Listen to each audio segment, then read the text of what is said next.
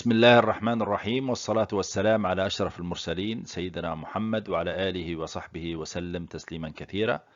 أعزائي أبنائي إخواني الطلبة، نلتقي من جديد في محاضرة جديدة من محاضرات Ophthalmology Made Easy. محاضرة اليوم عن الأوكولار توكسوبلازموسيس. تأتي هذه المحاضرة في خضم الحديث عن الانفكشوس يوفيايتس، وقمنا فيما سبق بتغطية الفيرال يوفيايتس والتوبركلوس يوفيايتس and syphilitic uveitis. Today's lecture regarding an important cause of posterior uveitis mainly, which is ocular toxoplasmosis.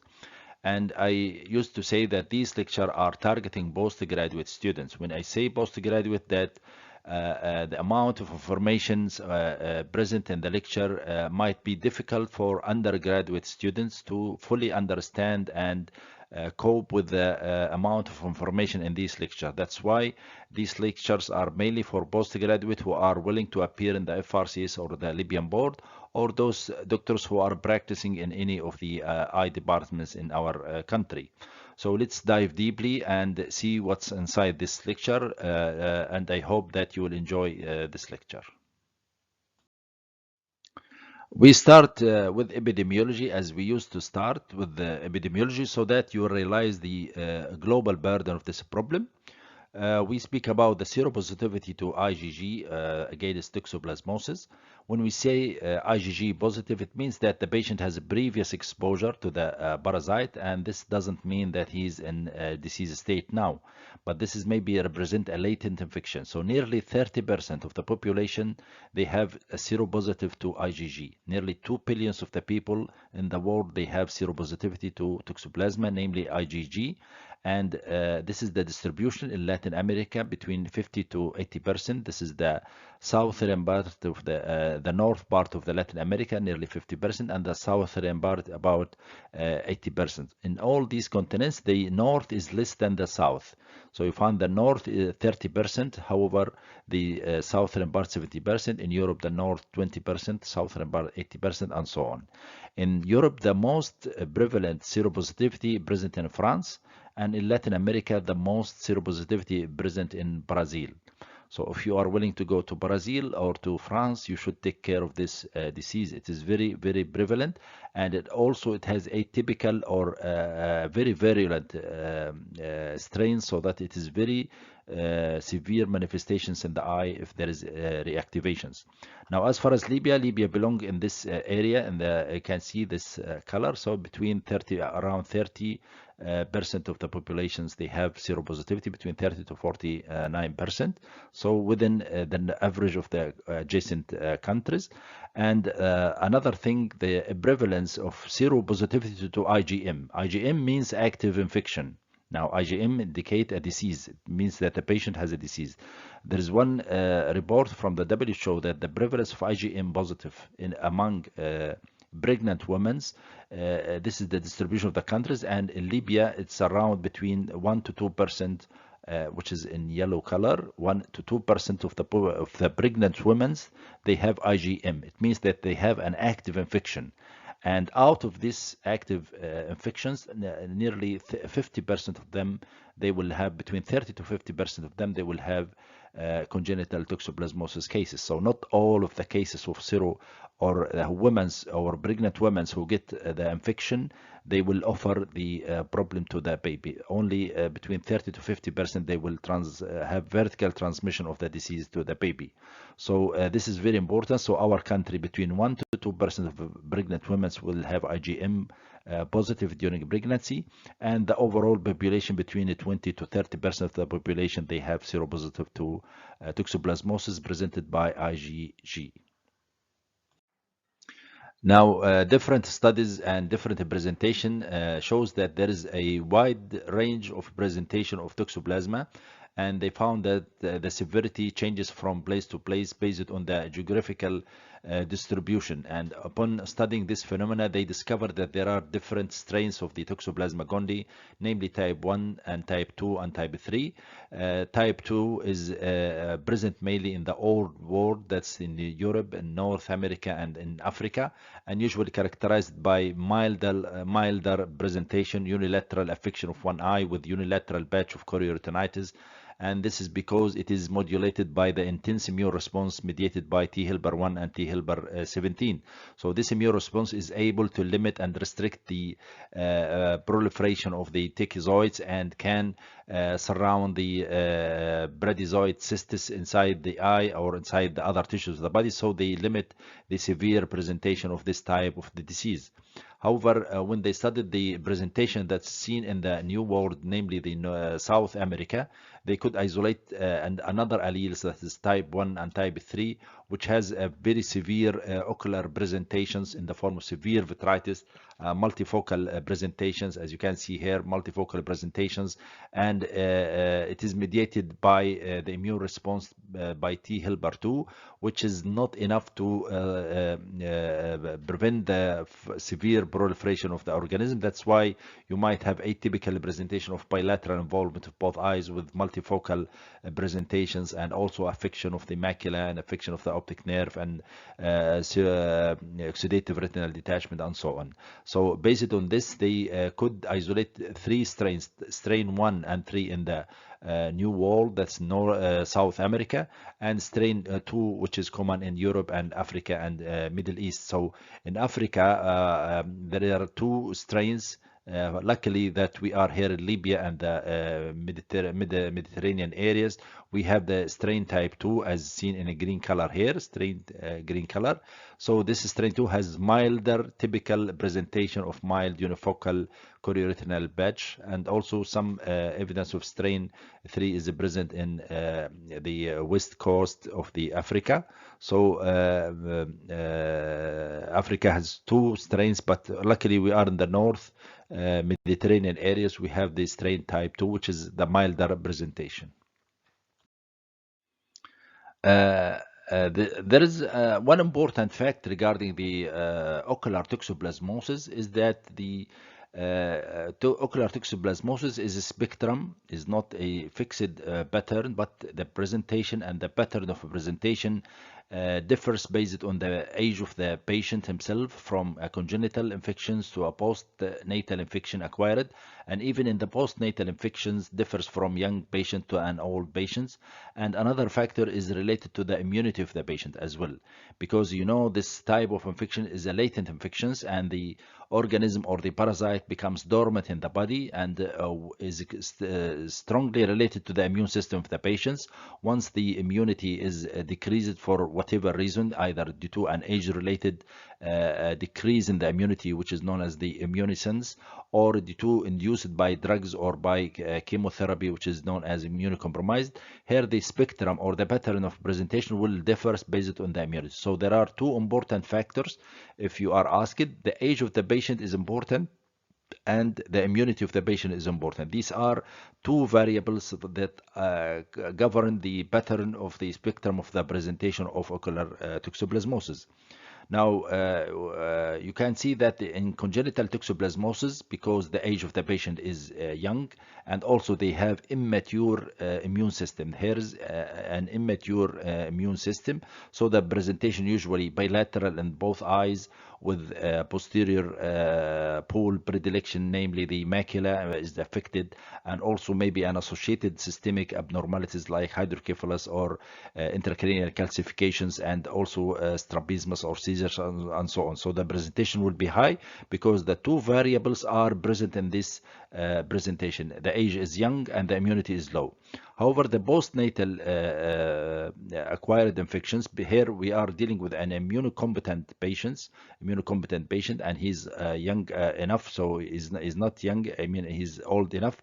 So the presentation usually milder as compared to the congenital one, usually unilateral presentations, and predominantly in the form of chorioretinitis or retinochoroiditis with vitritis, and usually unifocal lesions, and sometimes maybe just a reactivation from the congenital one. So but the presentation usually milder as compared to the congenital one.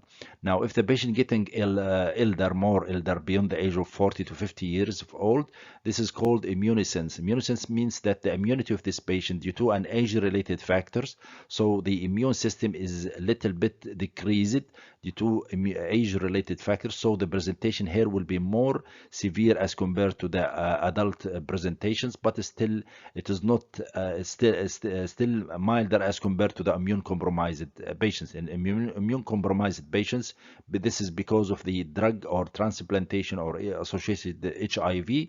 So here the presentation will be again bilateral, similar to that one in the congenital, and will be more severe manifestations or atypical manifestations, and there will be rapid progression of the disease and can reach up to the brain.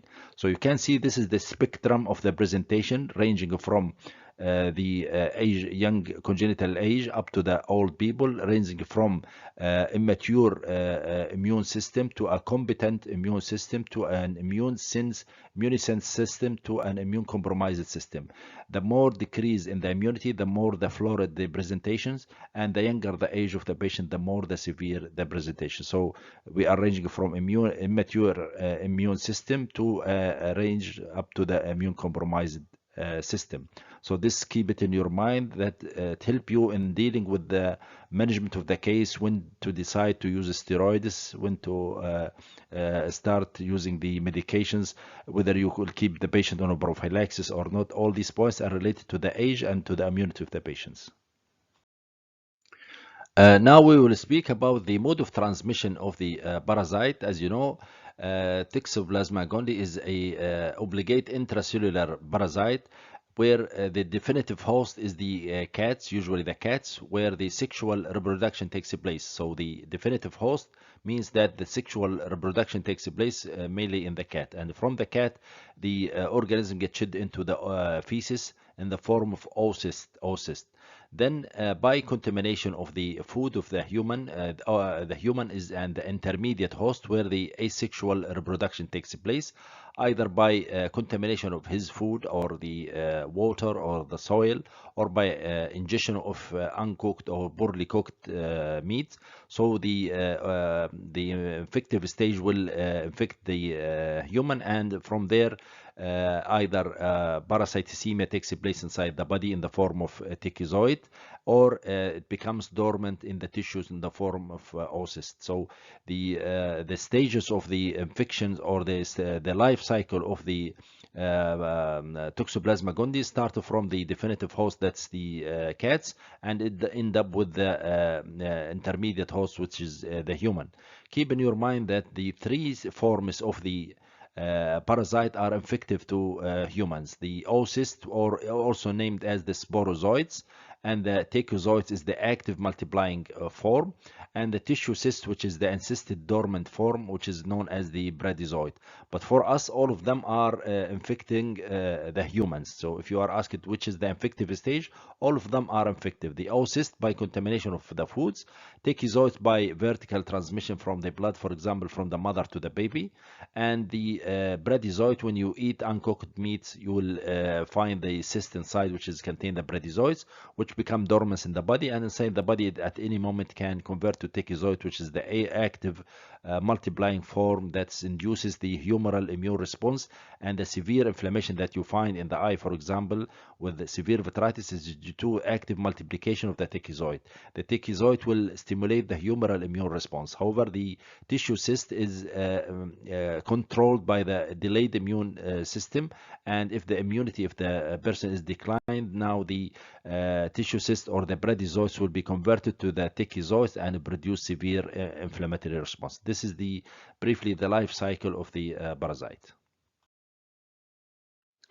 Now we will provide a little insight about the congenital ocular toxoplasmosis, as far as the presentation and the laboratory investigation, and how we manage a case of congenital toxoplasmosis, and we will provide some case scenario regarding this topic.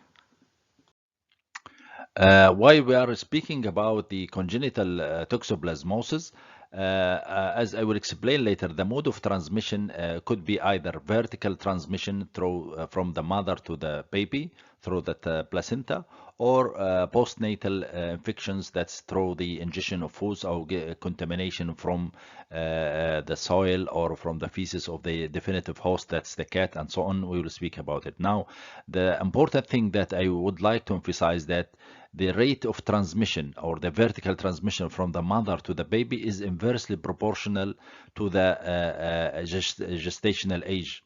So that the transmission during, if the mother get the infection during the first trimester, 25% they will transmit the disease to the baby. And if the infection is in the second trimester, 50% will transmit the disease to the baby. However, if the mother get the infection in the third trimester, nearly 80% of the mothers will transfer the disease to the baby.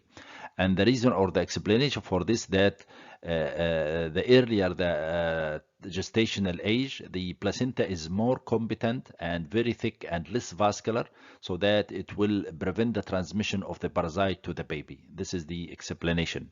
And the more the gestational age of the mother, the placenta will be highly vascular and becomes very thin, so that the transmission of the TOXOPLASMOSIS or the infective form of the parasite to the baby is high, so reaching to up to 80%. However, in the same time, or in contrary, the earlier the transmission, the high risk of severe abnormalities or complications in the baby. So if the infection happens in the first trimester, I mean the parasite could gain access to the baby in the first trimester. Here the baby is at high risk of getting a severe complication as compared if the infection gotten at the third trimester. And you know the reason for that is because of the teratogenicity and the organogenesis of the baby.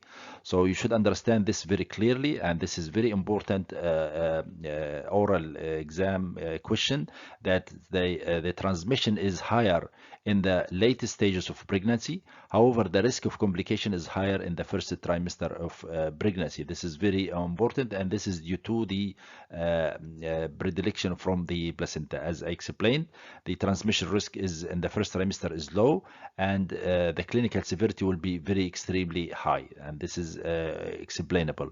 And for the late gestation or the third trimester, the rate of transmission is high, reaching up to 80%. However, the presentation of the baby will be mild, sometimes up to subclinical, and this inverse relationship between the severity of the presentations and the gestational age should be very clear for you.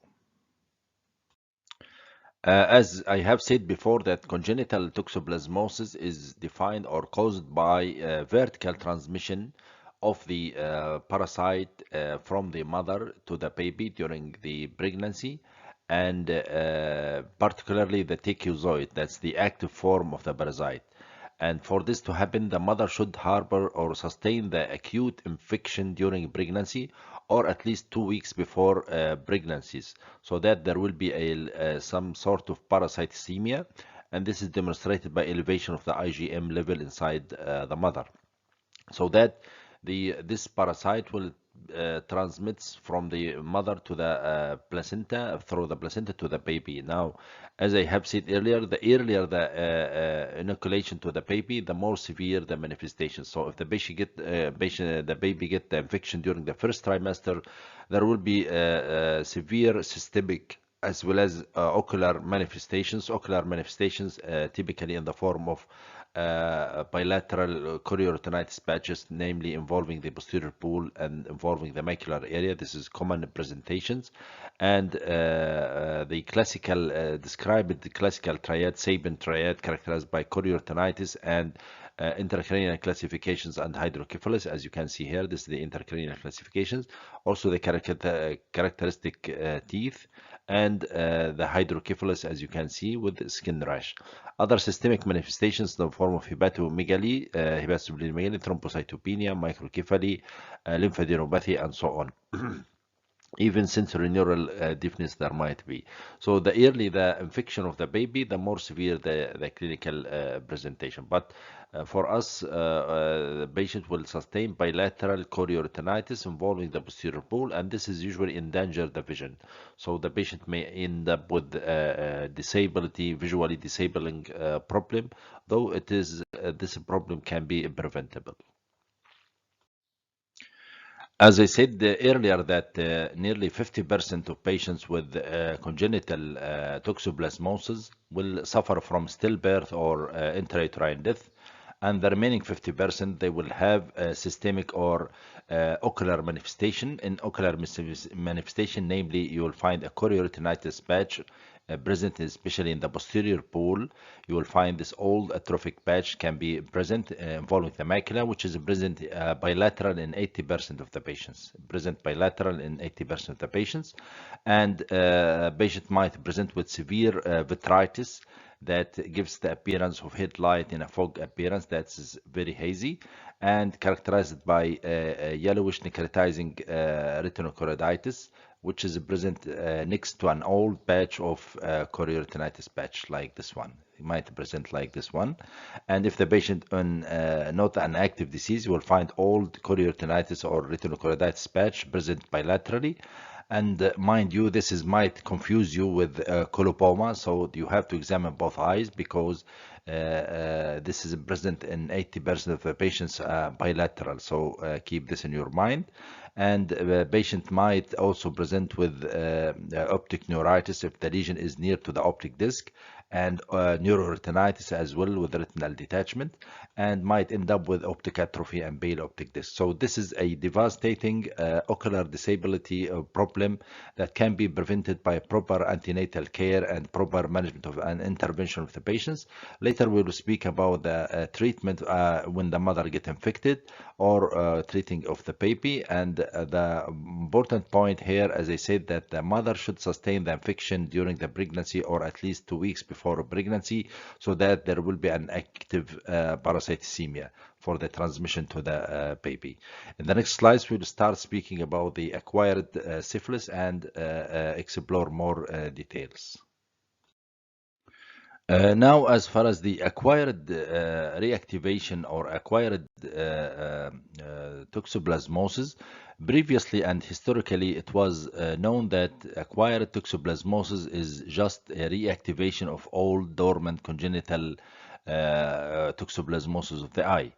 And this idea was prevalent for a long time. Even in the teaching for students, we used to say that it is a reactivation of old congenital patch. However, after many studies and follow-up of the cases, they discovered that nearly 50% of the cases are new acquired infection, postnatal infections, and the remaining 50% is maybe due to reactivation of old chorioretinal patch due to congenital toxoplasmosis.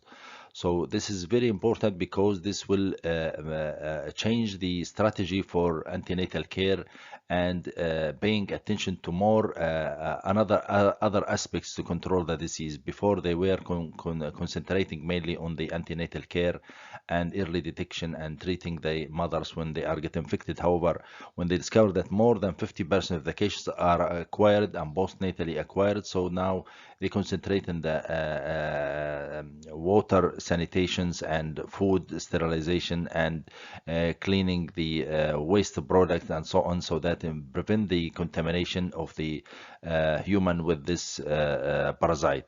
So the classical presentation of the acquired toxoplasmosis, which is not present in other posterior segment retinochoroiditis patch, is the presence of an old pigmented patch, and next to it you will find an acute patch of retinochoroiditis. So this is a satellite lesion. This is called satellite lesion, in which you will find an active patch of retinochoroiditis next to an old pigmented chorioretinitis. This is typical presentations, and this is present in 90% of the cases, unilateral presentation. So this is the common manifestation. Of course, you will find severe vitritis, which gives the appearance of light in a fog appearance. So similarly here, you can see the patient has an old patch of chorioretinitis, pigmented, and this is an acute or a patch, yellow patch of retinochoroiditis. This is typical presentation, where you will find severe uveitis that you cannot see the details, which is known as headlight on a fog appearance. This is the fundus picture of cases of toxoplasmosis. You can see that the fundus picture is very important because the hallmark for diagnosing ocular toxoplasmosis is the presence of satellite lesion, which is an area of necrotizing retinochoroiditis next to an area of old pigmented chorioretinal scar. Now, as you can see, this is an healed old chorioretinal scar, appears as a punched out lesion, well demarcated, with underlying pigmentation and sometimes exposure of the underlying choroidal blood vessels. This is the healed old chorioretinal scar, and usually this patient will be seropositive for IgG. However, this patient, you can see the active lesion is present here next to an old pigmented lesions. So with severe vitritis, as you can see, the haziness. So this patient should be seropositive for IgM and IgG together. Now the OCT picture, you can see that there will be subretinal edema, especially for this case because the inflammation involving the optic disc. So this is neuroretinitis. So you can see the subretinal fluid collections with full thickness retinochoroiditis involving the all layers up to the retinal pigment epithelium and choriocapillaris zone, and loss of the details structures of the retina, as you can see. Similarly, in the fluorescein angiography, initially there will be a spot of hypofluorescence and later stages hyperfluorescence from the optic disc and adjacent area. So this is case of neuroretinitis. Now I will show another picture. This is also similarly an old batch, chorioretinal batch. Most probably this is a congenital one. And the fluorescein angiography, you can see the blocking of the fluorescence of the background choroid, and from the edges, a few hyperfluorescence from the edges. Similarly here, this is the old, the active batch of necrotizing retinochoroiditis with the old healed batch. Now, when you look to this fundus picture, this is a batch of creamy yellow batch of necrotizing retinochoroiditis without any adjacent pigmented old batch. Similarly, this one. So this is suggestive of acute inflammation. This means that the patient has acute inflammation, and this should be supported by elevated IgM level. And however, when you compare with this lesion, you have seen there is an old pigmented batch here, and there is a small batch of reactivation. This is typical for toxoplasmosis, that's reactivation from an old batch. So the diagnosis, this one will be a new infection, and this is reactivation. What's the difference? In this one, you will find in the reactivation one, you will find elevated IgM as well as IgG because of previous exposure, and this is the IgM will be elevated. However, in this one you will find only IgM is elevated. This is number one. Number two, as far as the treatment for this one, because this is acute recent infection, so this is most likely the patient has parasitemia and he need systemic therapy. However, in this one, this is reactivation only, so the infection is confined inside the eye. There is no parasitemia because parasitemia is neutralized by the elevated IgG level. So in this case, this patient might need only a local injection in the form of intravitreal injections of clindamycin and dexamethasone, that we will speak about it later on. So it is important to differentiate between acute infections and from reactivation, especially in a pregnant woman.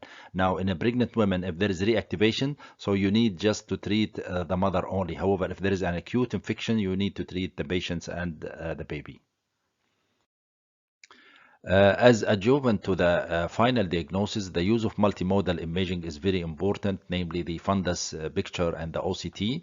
As you can see in this fundus picture, there is very clear evidence of vitritis, as you can see here. And the patient also has a batch of necrotizing retinochoroiditis adjacent to an old pigmented batch. The lesion is away from the macula. That's why you don't see that much disturbance of the macula here. However, over the lesion, characteristic subretinal fluid collection suggestive of disturbance of the retinal pigment epithelial layer. Also, huge disruption of the outer and retinal and outer retina.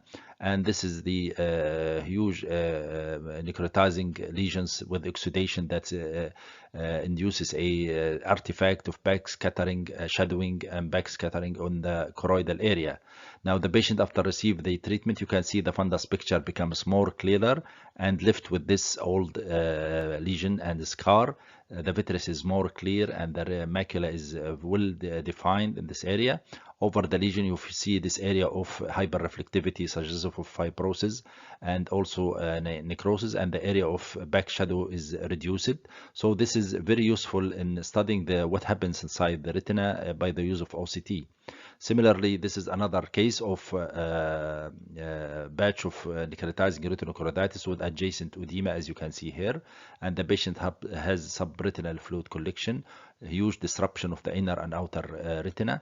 And after receiving the treatment, you see to some extent the architecture and the anatomy of the retina retains to a better situation. However, some areas of fibrosis and disruption of the anatomy is still there due to this old scar. Now, in this slide, we will stress in the importance of the multimodal imaging, namely the fundus photography, high resolution spectral domain OCT, fluorescein angiography, fundus autofluorescence. All of these modalities are very adjuvant to the final diagnosis along with the serology and the clinical picture. Now, if you see this fundus picture with high resolution, you can see the chorioretinal patch with an adjacent patch of active retinitis. And the haziness that you see here is due to associated severe vitritis. Also, you can see the abnormalities in the blood vessels. And with the OCT, high resolution OCT, you can see clearly very thick band here at the area of the interdigitation zone and choriocapillaris complex, with a hyperreflective band occupying the full thickness of the retina. And this is associated with artifact, that's the back shadowing in the area of the choroid because of this hyperreflectivity. And you can see that complete obliteration of the details of the retina in this area. The ellipsoid zone, the outer nuclear layer, the ellipsoid zone, and also the interdigitation layer, all are obliterated. This is the fundus autofluorescence. You can see areas of spots of hyperfluorescence here due to a stressed and abnormal retinal pigment epithelium corresponding to the area of retinochoroiditis.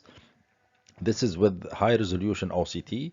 You can see from the outer retina, this is pyramidal nodular-like precipitates on the surface of the internal limiting membrane, with also thickening in this area, in the area of the interdigitation zone and the choriocapillaris.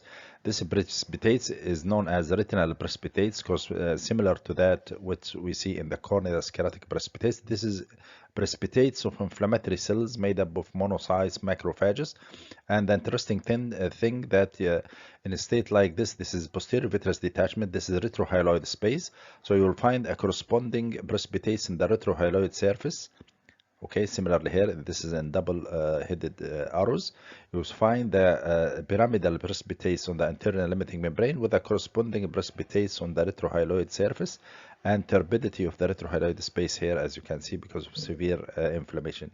This is the fork signs. This is characteristic and pathognomonic for toxoplasmosis. When you look this picture, always think on toxoplasmosis. You should carry out serology survey for this patient to confirm the diagnosis. Another picture I will show.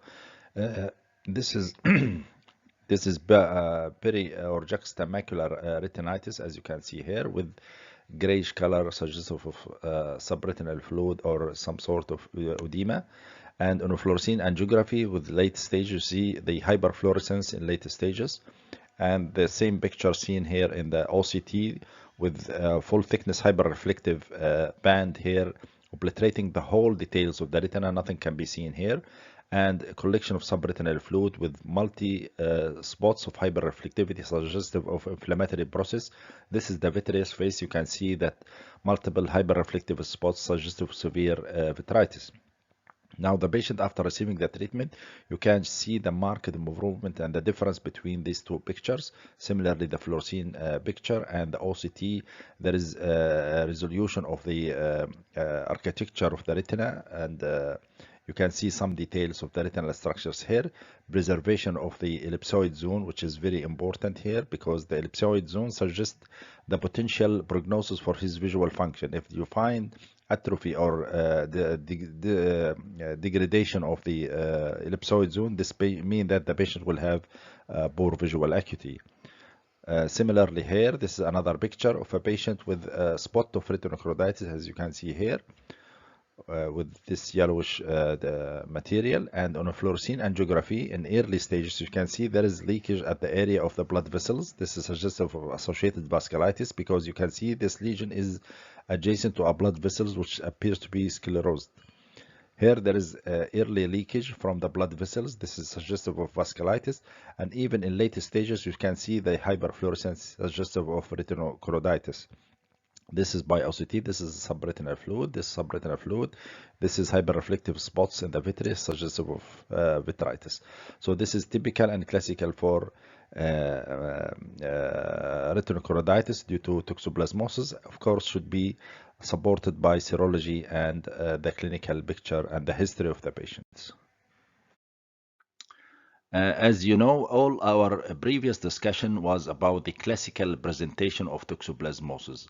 When I say classical presentation, it means in an immunocompetent individual and usually infected with the type 2 strain, which is the common one in our area in the North Africa and in the Europe, and usually presented with unilateral focal retinochoroiditis seen in 80% of the cases, with the unilateral eye involvement, usually as a satellite lesion.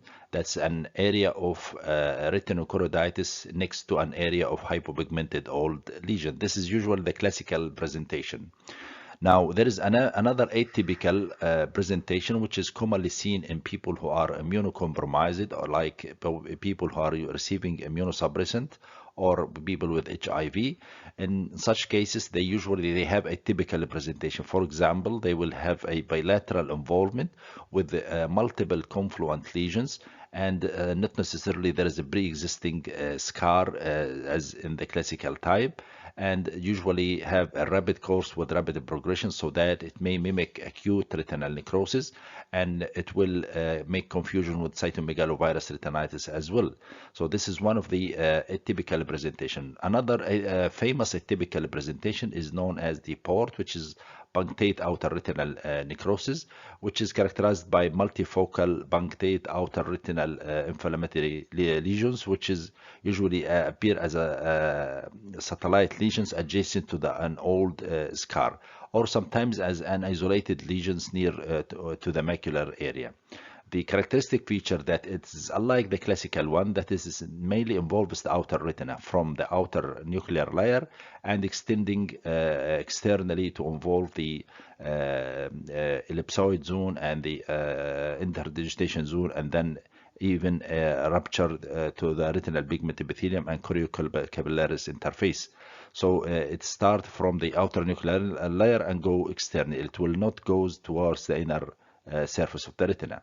Another atypical presentation is the neuroretinitis, sometimes scleritis, panuveitis, and sometimes this white dot syndrome, or resemble what's named as the white dot syndrome, because it will gives you multiple white lesions, can give differential diagnosis for the white dot syndrome. Now, the other importance of the port is that it is some of the cases they will progress later on to a full thickness necrotizing retinochoroiditis. So that's why it is named as a form of rust of retinochoroiditis. That's initially start as outer retina, that's the port, and then if neglected and left untreated, it might progress to a full thickness retinal necrosis. This is number one. Number two, some people explain that this may represent as a deposition of the bradyzoid cystis in the retina as a precursor for subsequent reactivation and transformation to a TOXOPLASMOSIS. So this is important also because some of the cases they progressed and converted to choroidal neovascular membrane, because as they progress to the external retina, they will make rupture to the retinal pigment epithelial and choroidal membranes, and may lead to atrophy of that area and predisposed to the choroidal neovascular membrane. I will show you a picture of these lesions. As you can see here in the fluorescein angiography, you will see a fine spots here present, which is hypofluorescent area at the early fluorescein stage, and later on it shows a hyperfluorescence spot here, as you can see. So this is act as a window defect or some weakness in the area of the retinal pigment epithelium. And in the OCT, you can see that the hyperreflective changes that extend from the outer retinal, outer nuclear layer to the outer retina, involving the retinal pigment epithelium. And sometimes there might aperture at the apex of this region and penetrate to the choroid. So it extends from the outer nuclear layer and go deeply. This is the lesion.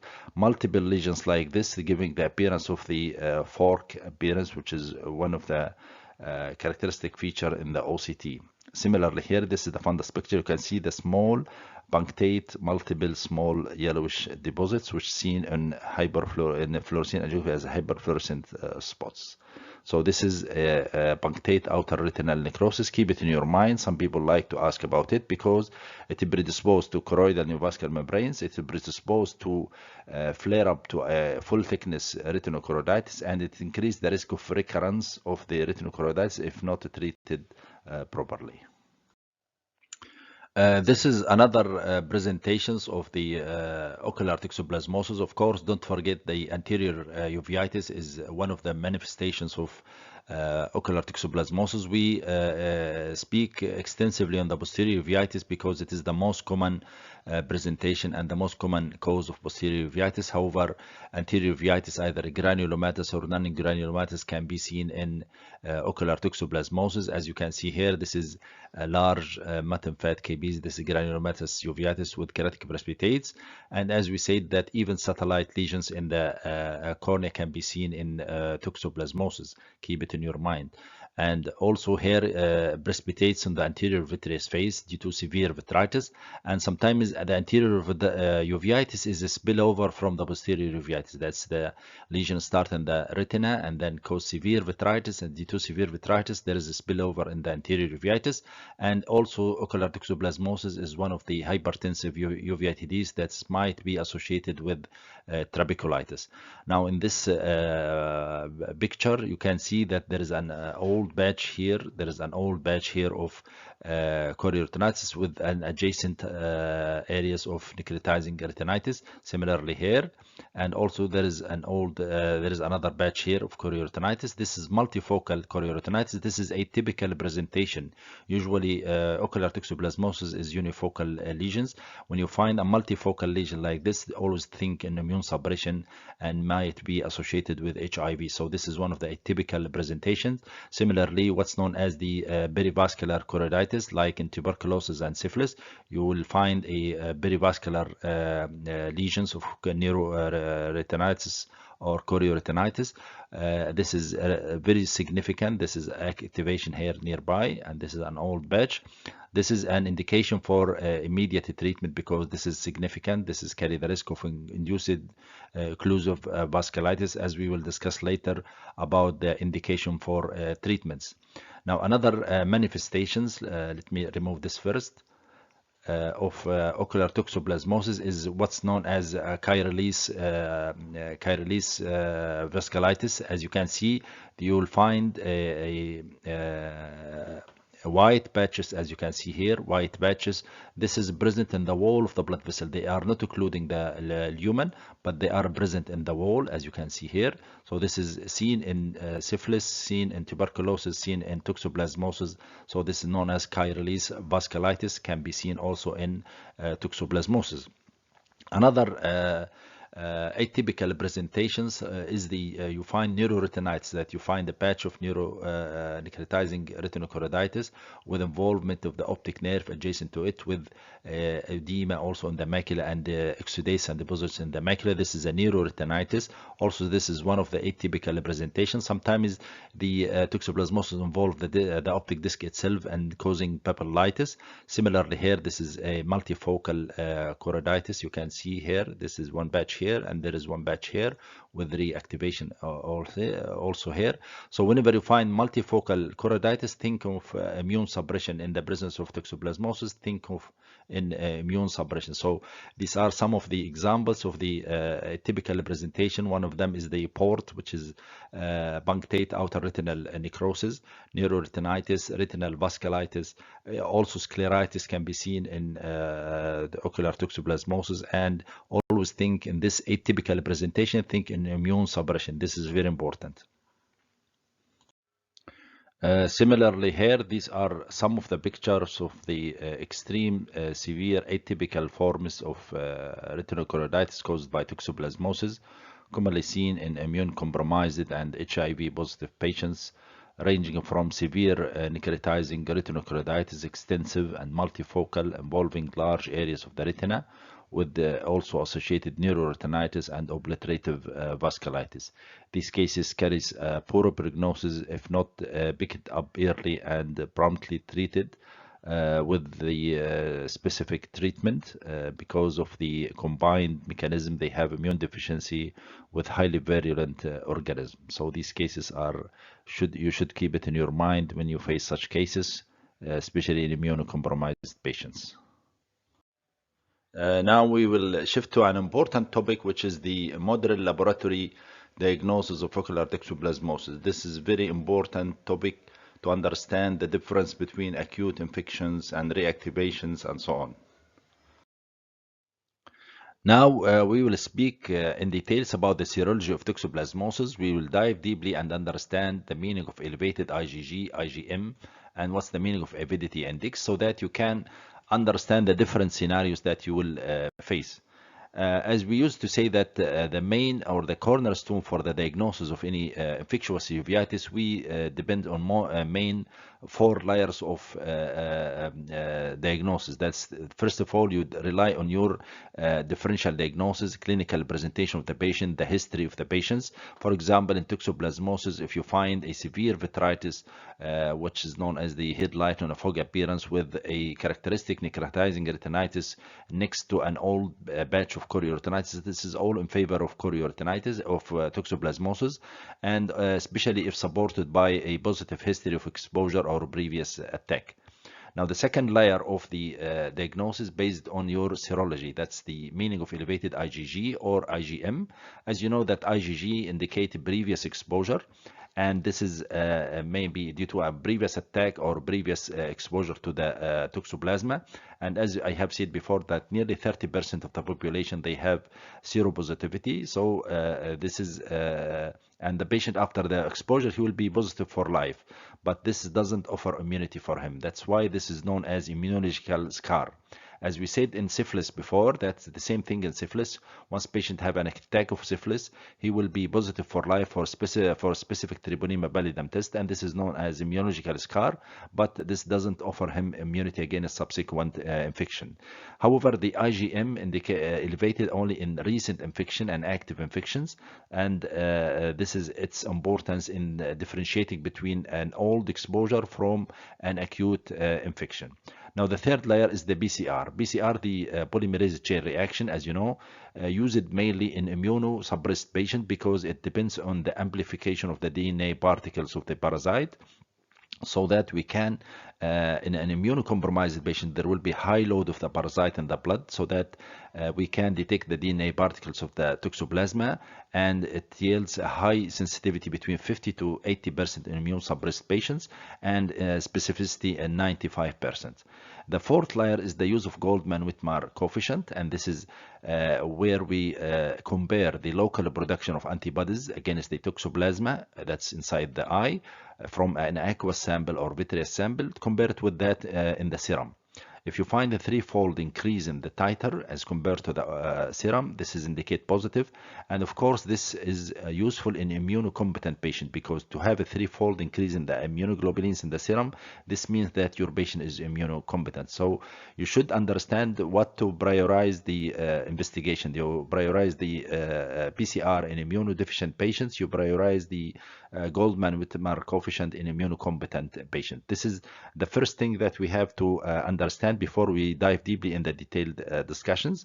Now I will remove this one so that we can go to the next slide. Okay.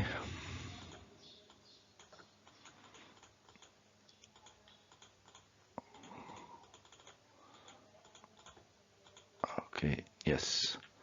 So As you know that for primary infection when it takes place, the IgM will be elevated. It needs 5 to 10 days to be elevated after the infection.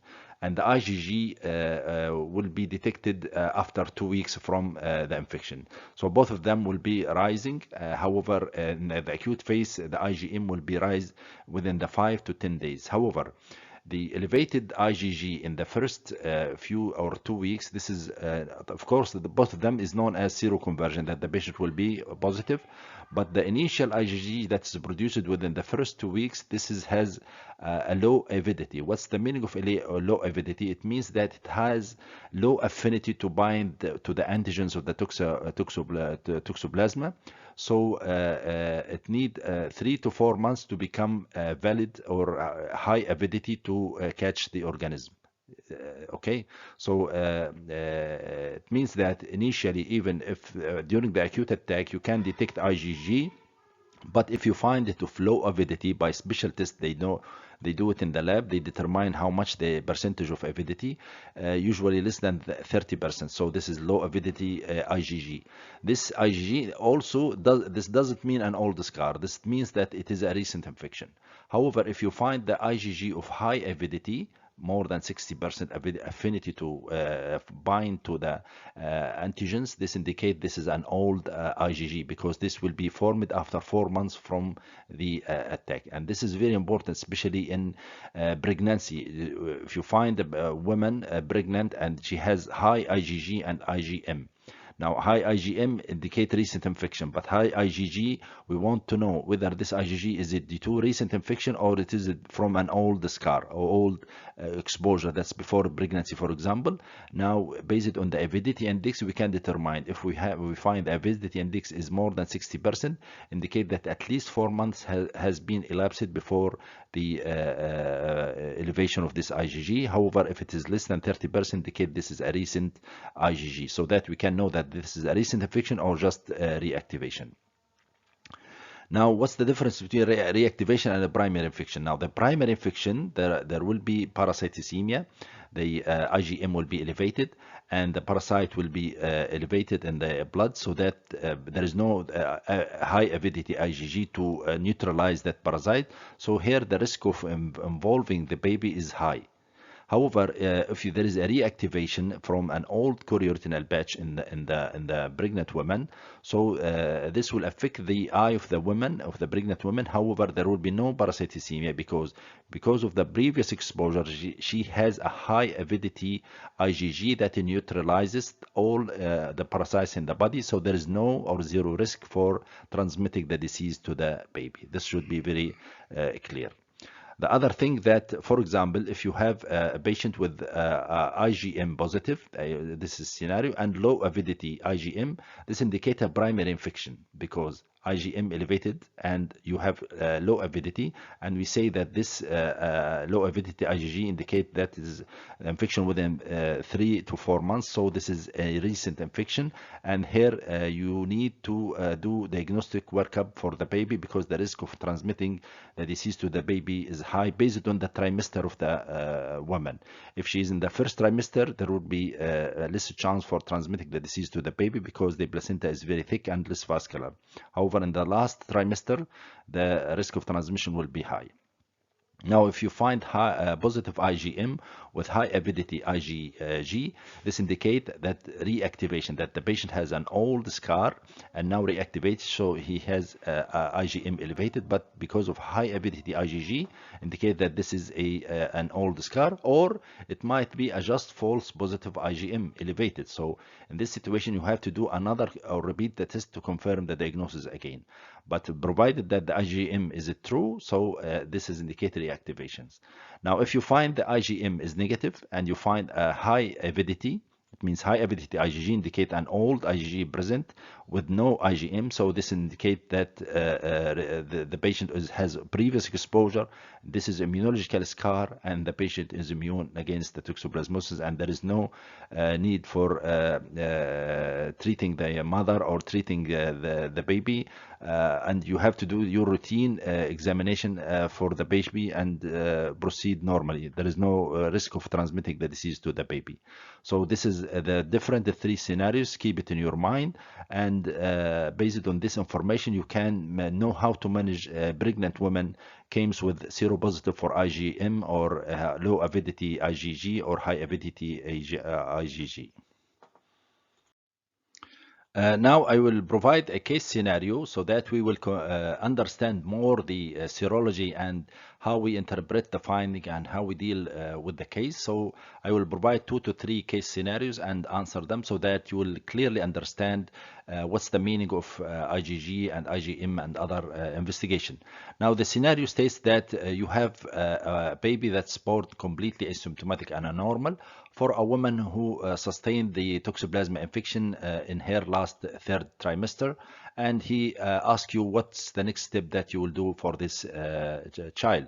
Now, first of all, the one point that the patient is completely asymptomatic and healthy. The second thing that the mother sustained the infection in the third trimester, and you know that in the third trimester the risk of transmission of toxoplasmosis to the baby is very high, as we said before, because of the high vascularity of the placenta and the thinning of the placenta. So at this stage the child carries a high risk for getting congenital toxoplasmosis. Now, the first scenario he give you that you'll be based on that the patient is healthy and asymptomatic, you will provide just provide a routine newborn care and follow him in the outpatient for visual function only, or you'll screen by taking sample from the umbilical cord, and you look for IgM if it is negative, so the patient is normal, or you'll initiate an immediate empirical treatment using anti-toxoplasma treatment using the spiramycin. Here the trick, he provide you the spiramycin for 6 weeks, or you will execute a baseline screening, detailed fundus examination, neurology and serology of the patients, and treat him for 12 months if he becomes positive, and you track him and follow with the IgG decay for 1 year. What's the ideal answer, do you think? Now, first of all, let's remove this one. And I think the correct answer is D. The answer is correct. And in the next slide, I'll explain why these are wrong and the D answer is the correct answer. There's what's known as the trap of the asymptomatic trap. The asymptomatic traps. It means that even the child is born healthy, especially immediately. You can see that up to 90% of them, they appears looks perfect, but 75% of them, they will have the disease within the coming years. So you don't be missed that the patient is completely healthy, there is no hydrocephalus, no abnormalities, you will discharge him. You should keep in mind that within the coming years, 75% of them, they will develop the disease. So this is the first thing. Now the second trick that he provide you, that you take the sample from the umbilical cord, and this is wrong, because the umbilical cord contains blood from both the mother and the baby. So false positive is high, so this will make the picture confusing. So better to take the sample from the baby himself and look for the IgM and IgA. And if you cannot find them because of the seroconversion sometimes delayed in some children, you can go for the quantitative BSR. Quantitative very helpful in these situations, especially in children, because he has immature immune system, so most probably you will find the circulating DNA particles of the organism present in the blood. So if you have the facility to do the quantitative PCR, will be more useful in these cases. The other thing or the other trap or trick that he provide is that you will start blindly using the spiramycin as a treatment, and this is also another mistake, because spiramycin does not cross the blood-brain barrier or the retinal blood barrier, so it is not ideal. The ideal treatment, if it is proved to be serologically to be positive, is to use the triple standard toxoplasma regime made up of pyrimethamine, sulfadiazine, and folinic acid, and you continue the treatment for 12 months. Keep it in your mind, you should continue the treatment for 12 months. So the last answer, which is the D, is the correct answer, that you have to carry out a 1-year surveillance. Surveillance for 1 year, it means that you have, even if you don't find the seroconversion, that you don't find the IgM and the IgA against toxoplasmosis. This is expected because nearly 40% of them, 40% of the childs, they have immature hepatic system and they have immature immune system. So the seroconversion and the production of IgM or IgA might be delayed. That's why what you will do in this situation, either you depend on the PCR, quantitative PCR, as I mentioned before, or there is another trick that you follow with the serial drop or decline of the maternal IgG. Now, in these patients, normally the IgG from the mother transferred to the baby, and if the patient is healthy or the baby is healthy, there will be serial decline in the IgG within the coming 4 to 6 weeks. If you don't find this decline and you find de novo production of IgG, what's called low affinity IgG, that's IgG produced from the immune system of the child, but it is not similar to the IgG transferred from the mother. Both of this indicate that there is active inflammations, and you have to start immediately the anti-toxoplasma treatment and continue for 12 months. This is very important. This is called the avidity index. Avidity index, it means the percentage of the nascent IgG that's produced from the baby relative to the amount of IgG which is transferred from the mother. If you find high avidity, it means that most of the IgG that's present in the serum of the baby is produced nascently from the baby, and this indicates that there is infection. But if you find low avidity, keep this in your mind. I will show it here. This word. If you find low avidity, it means that there is no nascent IgG production from the baby, and most of the IgG present in the circulating blood of the baby is from the mother, and you find the gradual decay and decrease in the titer of these IgG. This indicates the patient is healthy. So this is by this way you can follow up the case and you understand the finding in each scenario. The other scenario, this is for a patient who is proved to be HIV positive, and he has a CD4 count of around 42, which indicates severe suppression, presented with large necrotizing yellowish mass here present in the retina. This is necrotizing retinitis, and vitreous is very clear. There is no what's known as headlight on the fog appearance, characteristic of toxoplasmosis. Now the question, which clinical and pathophysiological insight best explain this specific presentation? Now the patient is proved to be toxoplasma, but surprisingly the vitreous is very clear. And you know that we explained before that one of the important diagnostic signs of syphilis, of toxoplasmosis, is the headlight on fog appearance due to severe vitritis.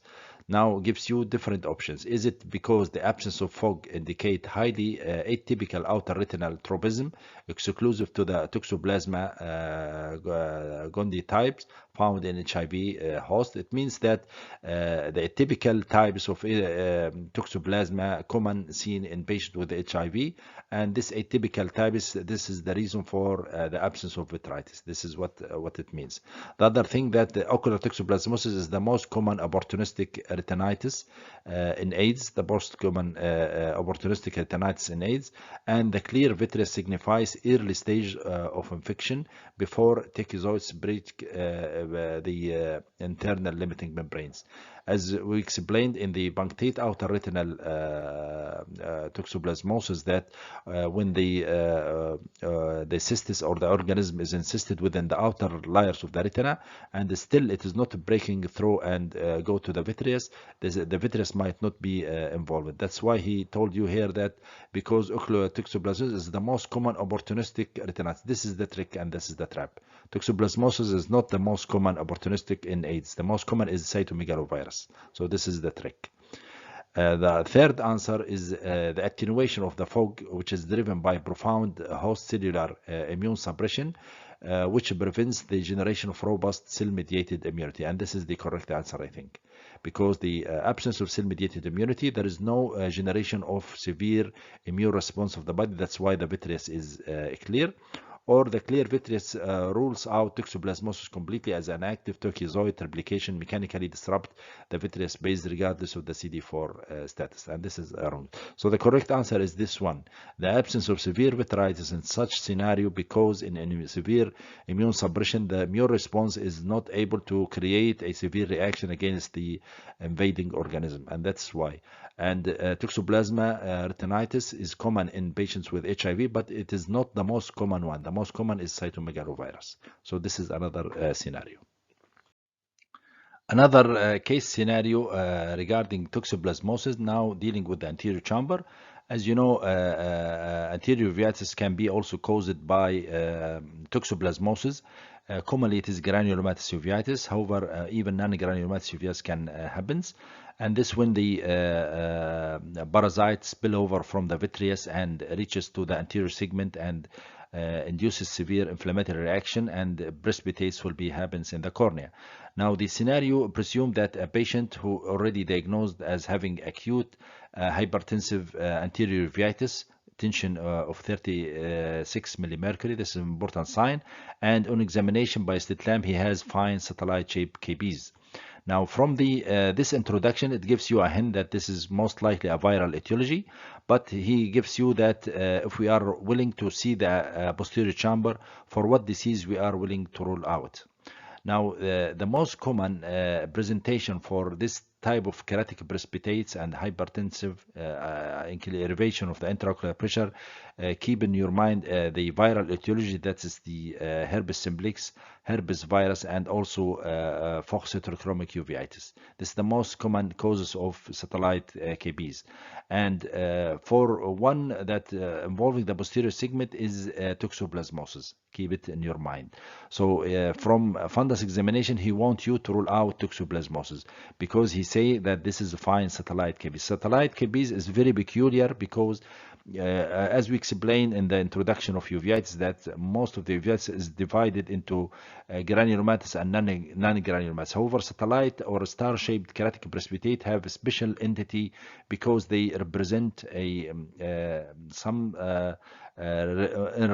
sort of relation to the endothelium or endotheliopathy, because they are mainly made up of lymphocytes and plasma cells and dendritic macrophages, and they form a cytoplasmic projection or extension known as pseudopodia, and they can interconnect with each other like a spider web. So in a slit lamp with high magnification, when you look, they are not circular round as the fine KBs that's seen in non-granulomatous uveitis, but you'll find they have different sizes and they have irregular borders and very fine small cytoplasmic extension, and like spider web is present. This is very important to look with high magnification on slit lamp.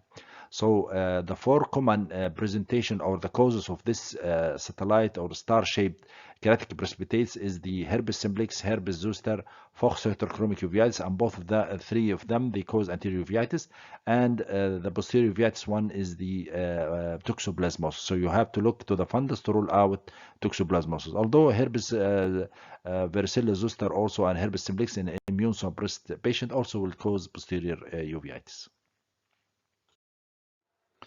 Now, another point that we should take in consideration before deciding the treatment is when to treat, the rationale behind treating the case or just doing observation. Perhaps this is one of the most important clinical decision in managing the ocular toxoplasmosis, whether to treat or to observe, because not every lesion requires treatment. For example, in immunocompetent patients with small peripheral lesions that don't threaten the vision, observation is appropriate because the disease is self-limiting and resolve spontaneously over 6 to 8 weeks. However, treatment does not, also another point, that treatment does not prevent the recurrence. So there is no benefit to treat peripheral lesion that poses no vision threaten.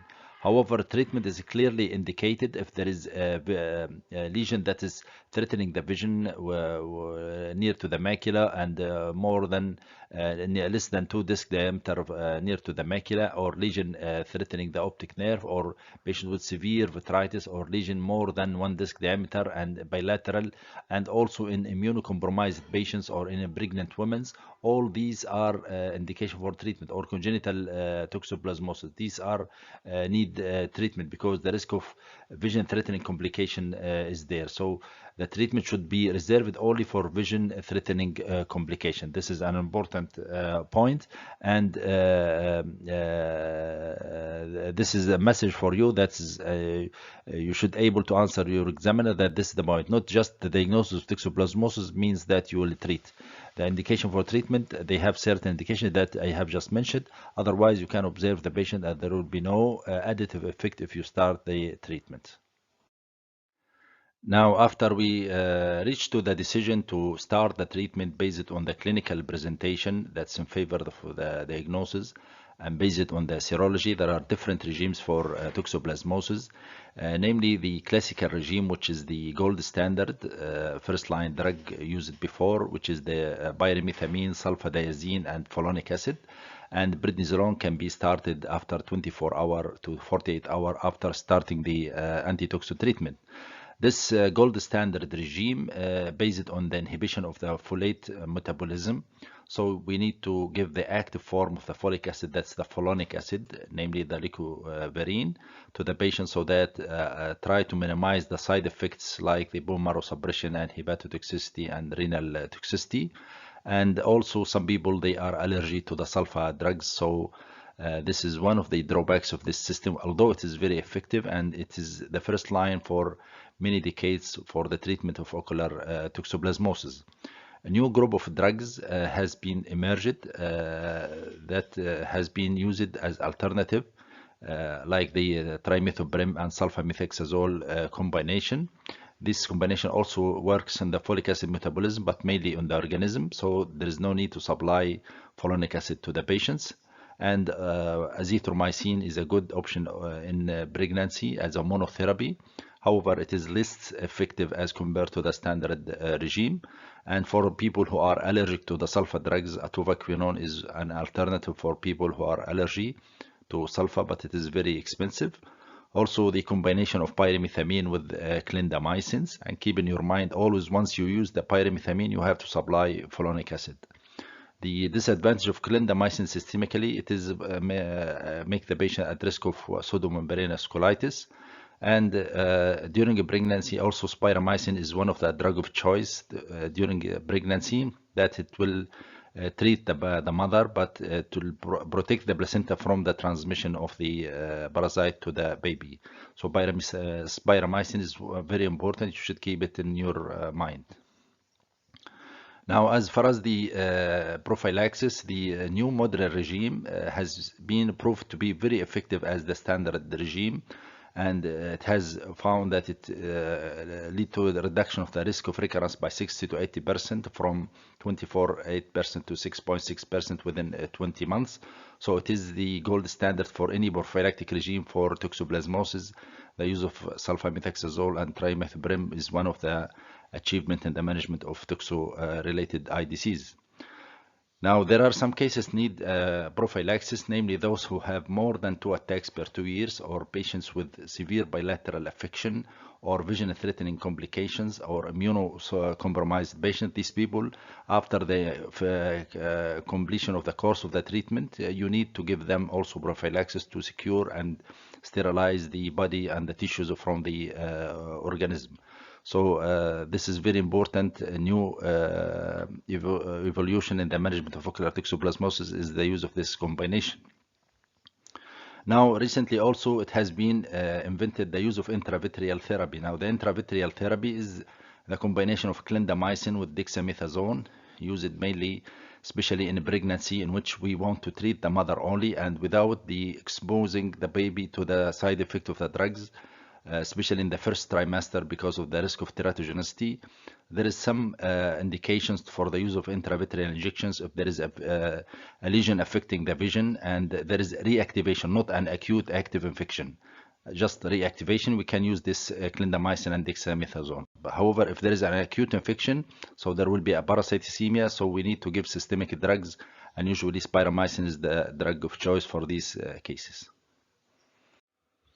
Now I will speak about the VIB mnemonics, about the indication for treatment of toxoplasmosis. This is useful for you to memorize the causes or the indication for treatment, so that you will not forget them if you are asked by your examiner.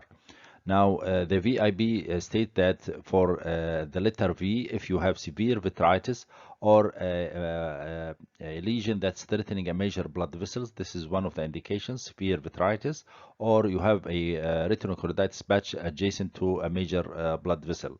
Like in this case, you can see this is a patch which is in danger or threatening this blood vessels, so this is an indication for treatment. The second indication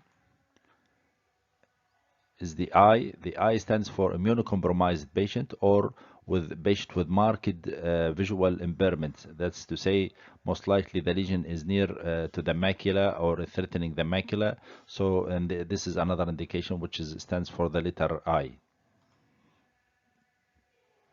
The other indication based in the letter B, which is a pregnant woman. This is indication for treatment, although this is also controversial. Even for a pregnant woman, if she has a far peripheral lesion, we might wait and don't treat her and observe. But as a general, for a pregnant woman, especially in the late trimesters, this is indication for treatment to protect the baby. And if you have a lesion affecting or threatening the papillomacular bundle, that's to say near to the macula or the optic disc, this is also another indication. Now I will speak on an important topic regarding a case scenario that's you have an infected woman, and you want to know how to manage this case as far as the woman itself as well as for the baby. Now, before we speak about this, I have spoken before about the inverse relationship between the gestational age and the risk of transmission of toxoplasmosis to the baby, as well as the risk of teratogenicity. In the first trimester, the risk of transmission of toxoplasmosis is very low, between just 10 to 25%. However, the risk of teratogenicity is very high. The risk of teratogenicity in the first trimester is very high.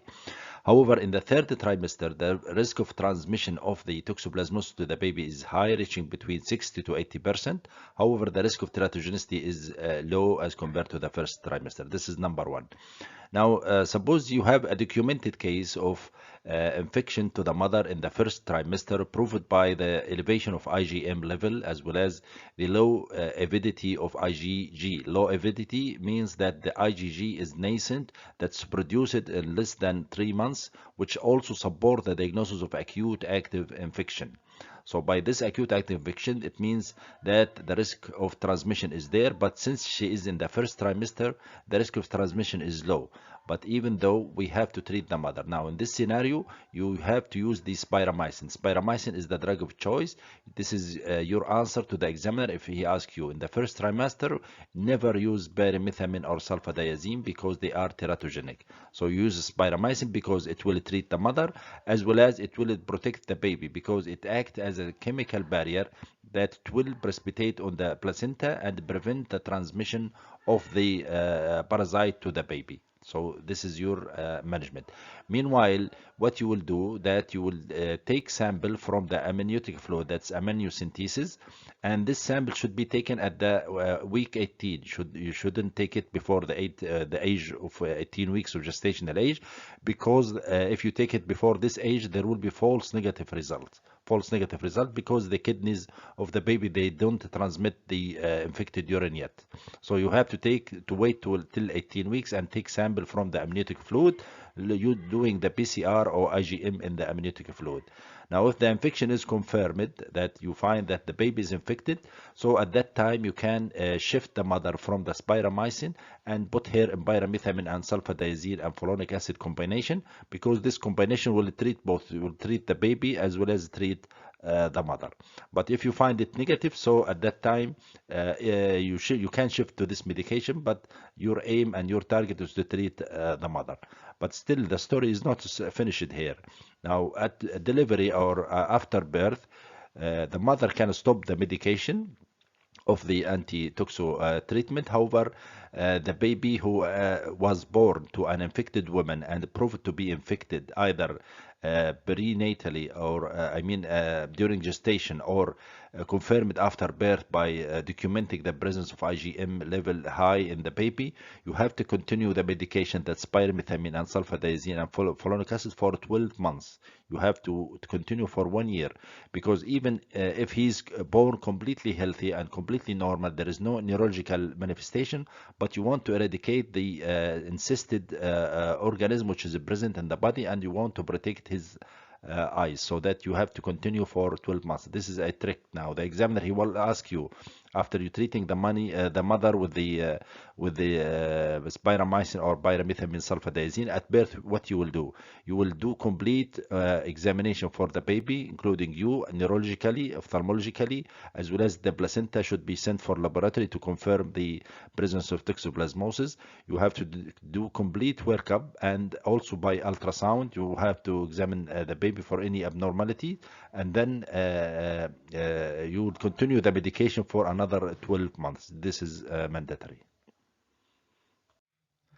This is another interesting scenario. Let's discuss together that you have a patient, 32 years old. She's pregnant, and at 18 weeks of conception, and she gave a history of 4 days of floaters and a blurring of vision in her left eye, and she documented a recurrent ocular toxoplasmosis. She gave a history of recurrent ocular toxoplasmosis, and preconception serology confirmed that she was positive for IgG and IgM. IgM negative, but IgG positive. This is preconceptions. Now, the examination reveals fluffy white retinal lesions adjacent to the old chorioretinal scar, which is characteristic for toxoplasmosis, accompanied by +3 vitritis, that is a headlight and a fog appearance. Now, this is the data he gave to you. The positive point that she's preconception positive for IgG, indicate previous exposure, but she was negative for IgM, indicate there is no active infection, and the typical scenario for reactivation of old toxoplasmosis patch, and now she has a necrotizing retinitis. Now the question, what's the estimated risk? First of all, he wants to know, is there any risk for transmission to the baby or not? And if there is a risk, what would be the immediate management? Now he give you 4 options. The first option, that he say that there is very high risk, 40%, and you should initiate your treatment immediately using this pyrimethamine and sulfadiazine to treat the mother as well as the baby. The other option, that he say that there is zero or negligible risk for toxoplasmosis, and there is no need to treat the baby, only what you need is to treat the mother only. Or there is a moderate risk of 15%, and you can start spiramycin, so that the spiramycin will treat the baby and the mother, and which is wrong, as we have explained before, that spiramycin will not cross the placenta, and it is treating the mother only. Now the other one, there is a high risk only if the lesion progressed to the fovea.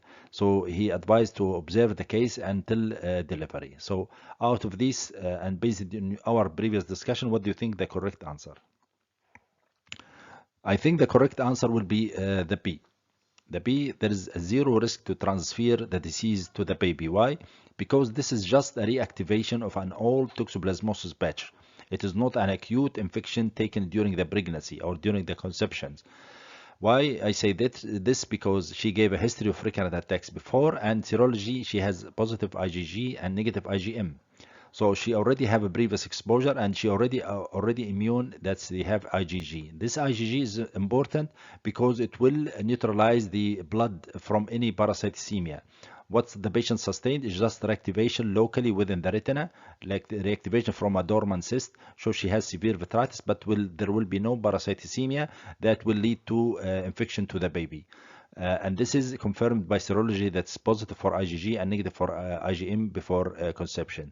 So what you need here is just to deal with the mother herself and treat the mother, and there is a zero risk to transfer the disease to the baby, because this is not parasitemia or a recent infection of toxo, but it is reactivation. Another interesting case scenario, 26 years old woman at the age of 10 weeks of gestation, that's to say in the first trimester, diagnosed with and confirmed to have a primary toxoplasma infections, and the fetal ultrasound currently is normal.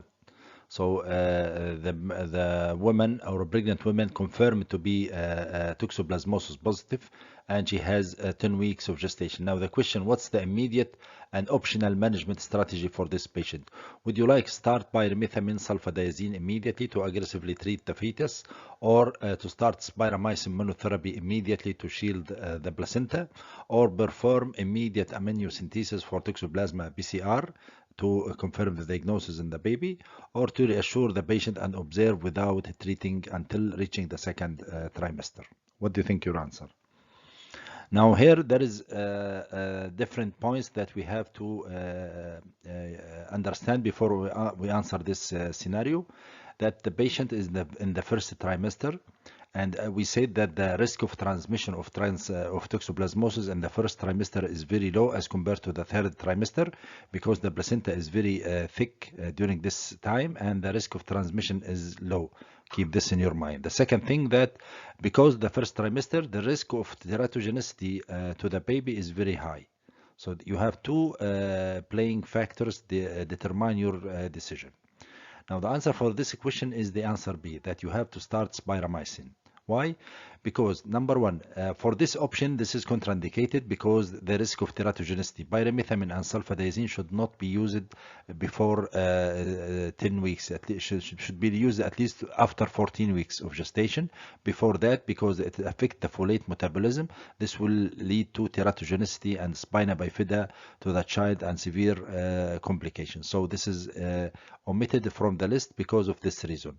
Number two, for the spiramycin is a monotherapy suitable in a pregnancy because it doesn't cross the placenta, but it protects the placenta and act as a shield so that the parasite will not be transmitted to the baby. So this is a good option in this scenario. Number three, perform immediate amniocentesis for toxoplasmosis PCR. Also, this is not recommended at 10 weeks, but this is recommended after you start the spiramycin. Now, at around 18 weeks of gestation, you can do amniocentesis and confirm that there is no infection to the baby by doing the PCR for the amniotic fluid. This is done at 18 weeks of gestation.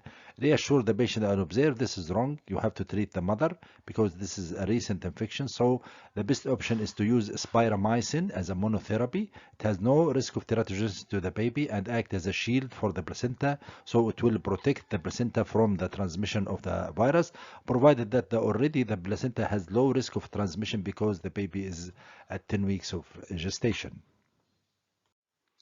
This is another case scenario of a 26 years old female presented at the 11th weeks of gestation. She is pregnant, and she presented with flutters in her right eye. On fundus examination, there is 1 disc diameter white fluffy retinochoroiditis in the mid-periphery, directly touching the border of quite heavily pigmented old chorioretinal scar, and she has a mild vitritis. Now he's asking what's the ideal management for this case. He gives you 4 options. You have to choose one of them.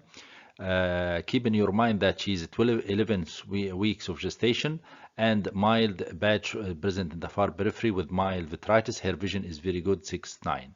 Now, initiate oral spiramycin 3 grams per day immediately to eradicate the circulating blood-borne teichozoids and prevent transplacental fetal infections, or defer the antiparasitic treatment. Choose strict clinical observations, or initiate standard triple therapy treatment, or administer immediate periocular subtenon triamcinolone injections to control the local type 4 hypersensitivity reaction. Now, from this scenario and from our previous discussion and explanation, number one, since she's in 11th week of gestation, so the risk of transmission to the baby is very minimum. This is number one. Number two, the lesion is present in the far periphery, not threatening the vision, and her visual acuity is good. So this is number two. So number three, because 11th week of gestation, the use of systemic pyrimethamine and sulfadiazine is absolute contraindication because this is teratogenic drugs. So the option now is whether to treat or not to treat the patient. I think the answer B is the best answer, that you have to defer the treatment and choose just strict observation for the maternal systemic IgG shield that will protect the baby. So in this case, there is no hurry to treat the mother. You either wait and observe what happens to the mother, because the lesion is not indicated for treatment so far. And if the lesion is very close or affecting the macula or threatening the vision, at that time spiramycin is the drug of choice, so that it will prevent the progression of the tichozoid to the baby. So I think the best answer is answer B, based on our understanding. So even because she is pregnant, it is not an indication for treatment unless it is indicated. Now in this case, there is no indication. You remember when we spoken about the indication for treatment, that visually threatening lesion that threatening the vision, that's in the area or zone number A, that's in this area involving the optic nerve or the macula, or involving a large blood vessels that threatening the vision. So in this case, it is not threatening the vision, so better to defer the treatment.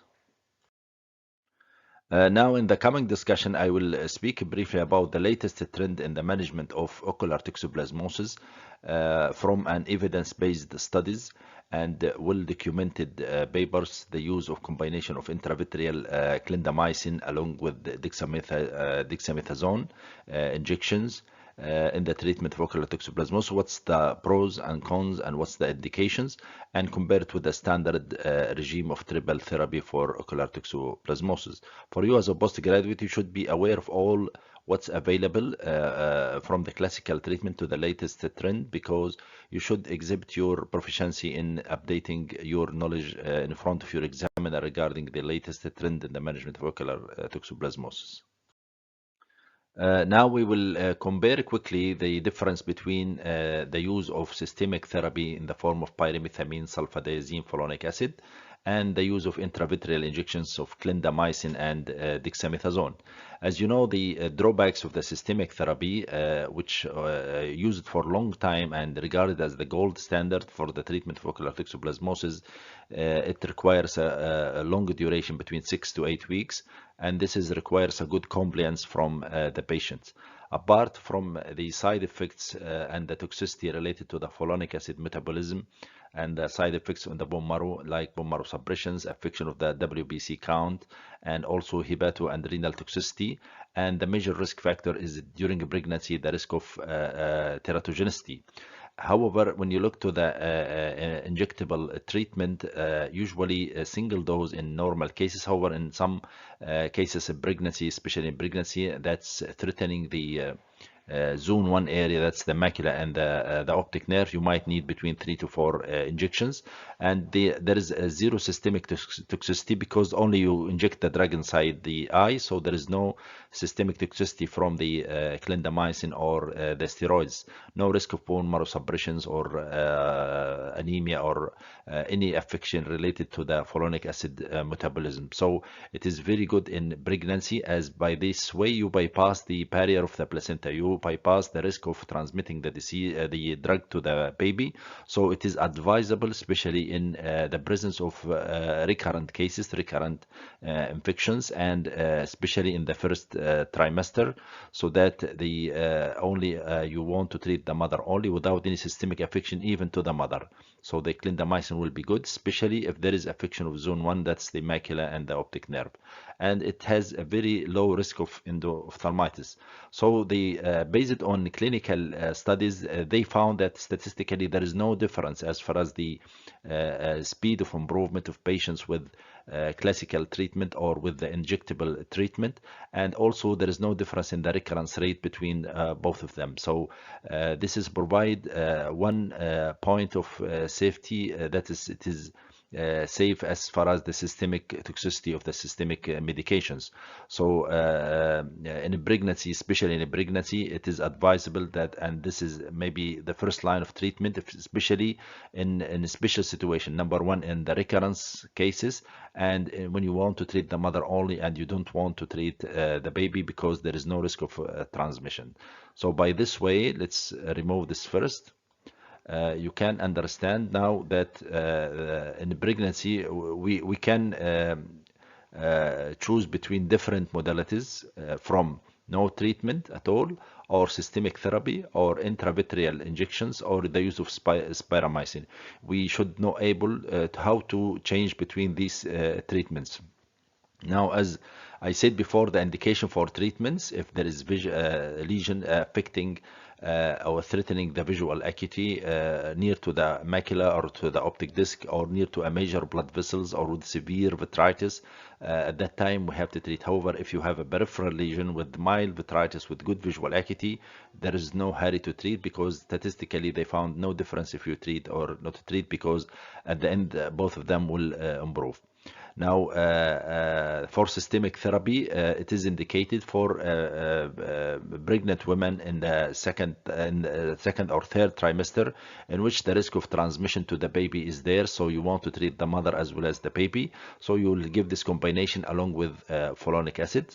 However, if the infection is acutely acquired during the first trimester, if there is acute infection, so even injectable drugs will not be useful, because you want to protect the baby. So better to use the spiramycins.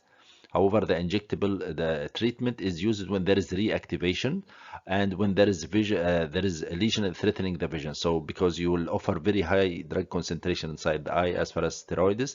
So when there is a lesion in a pregnant woman threatening the macula or the optic disc, and this lesion is not acutely acquired, it is reactivation of an old patch of chorioretinitis. So this is the ideal treatment and the first line of treatment. However, if it is the mother acquired the infection during pregnancy, that's acute primary infections, so you want to protect the baby in the first trimester because the risk of transmission is very low. So spiramycin is the drug of choice, because this will act as a chemical barrier that prevent the transmission of the parasite to the baby. However, if the mother acquired the infection acutely in the third trimester, so you want to treat both the baby and the mother. So systemic therapy is advisable with the supplementation of folinic acid. And keep in your mind, just 1 week before delivery, you have to stop this treatment, because this increases the risk of kernicterus in the baby after being delivered. And you will continue after delivery for at least 12 months after the delivery. Continue this medication to the baby along with other serial follow-up. This is a summary for all the management, especially during pregnancy, how you can change between different modalities, between systemic, injectable, spiramycin, and sometimes no treatment. Now we nearly reached to the end of this lecture, and this is the home message for you that summarizes most of what we have talked before. This slide contains the clinical golden pearls that represent the distilled wisdom for managing toxoplasmosis. That the first pearl, not any old scar with adjacent active lesion should be regarded toxoplasmosis till proved otherwise, and not any lesion needed treatment. You should consider the priority and the indication for the treatment, and always keep in your mind the risk of recurrence, and to set up a prophylaxis program. And you should always rule out syphilis, and don't depend only in serology. You should depend in the clinical phenotype presentation along with multimodal imagings and serology. And the modern combination of sulfamethoxazole and trimethoprim have replaced the classical regime due to the complication of pyrimethamine. And you should pay more attention to immunocompromised patients and screen for the MRI for the brain for any CNS involvement. Keep in your mind, for congenital syphilis, pyrimethamine during the first trimester is the drug of choice. However, after the 18th week, pyrimethamine can be used, and you should continue the treatment for at least 12 months after delivery for the baby. And as I said, that you should consider long-term of prophylaxis in special situations, in single-eyed patients, in patients involving chorioretinitis in the first zone, that's in the near to the macula and the optic disc, or in immunocompromised patients, as this combination has proved to reduce the recurrence by 60 to 80%. So this is very important point. You should keep it in your mind. Summarizes most of what we have talked, and this is represent the main knowledge that you should exhibit to your examiner during any exam and asking you about toxoplasmosis. This is the minimum requirement or minimum information you should keep it in your mind about toxoplasmosis. These are some of the references that I revised during preparing this lecture. The subject is very big, and there are many aspects that we didn't cover in this lecture. Just I want to try not to make the lecture very long, so you can revise these sources again if you want to extend your knowledge. By this level, we reach to the end, and I would like to announce for the next lecture will be regarding the first lecture in non-infectious uveitis, namely the Vogt-Koyanagi-Harada syndrome. We will cover all aspects from the pathogenesis to the management and the diagnostic workup and the strategies and the long-term outcomes in the management. Looking forward to meet you soon in that lecture. I hope you will be safe, and thank you very much for your audience.